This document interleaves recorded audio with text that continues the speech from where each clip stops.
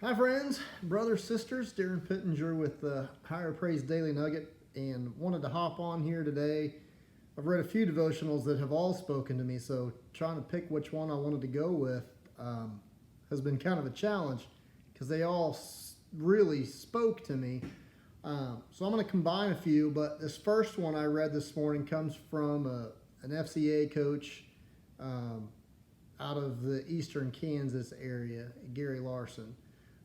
He starts off with Romans 8:6, and it says this: "So letting your sinful nature control your mind leads to death, but letting the Spirit control your mind leads to life and peace."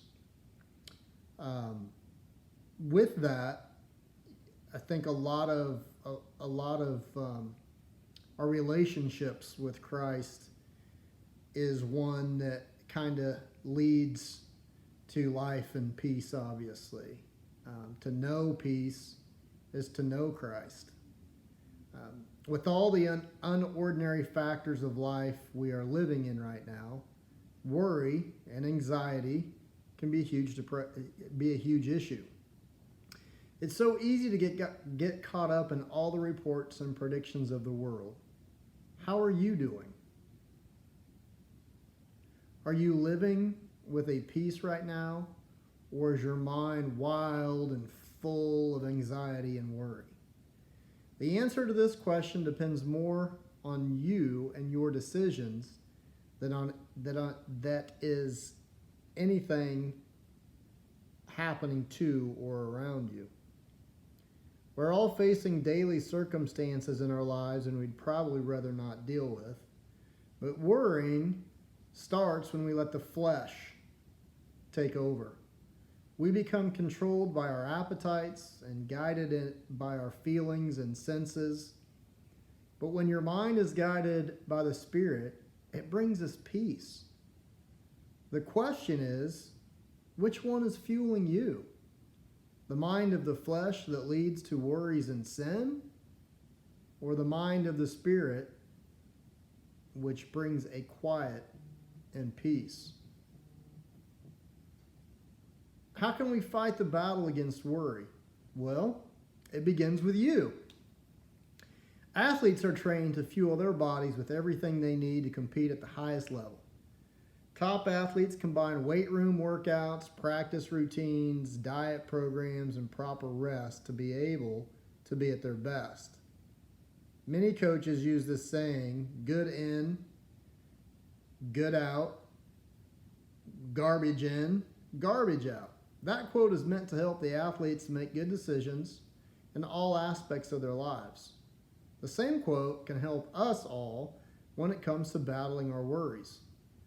Be sure every day you are putting the good in and you are avoiding the garbage. What you choose to do with your downtime will impact your emotions. Are you spending that time allowing social media, TV, and other worldly things lead worries into your mind? Would it maybe be better to allow your body to pause during this downtime and seek a higher authority who can bring you the rest that you need? Relying on the worldly stuff and trying to get what you want from God can lead to frustration.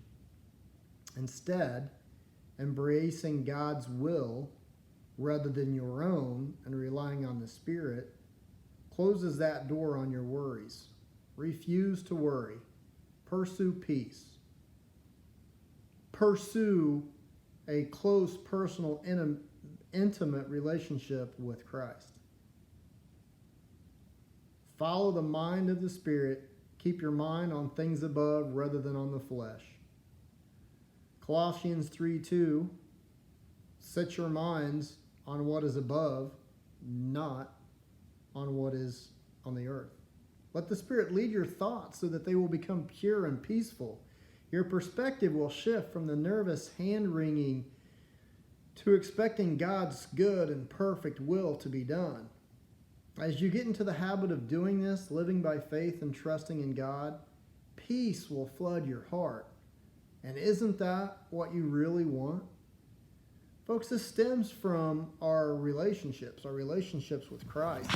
You have to enter that relationship to fully gather that inner peace.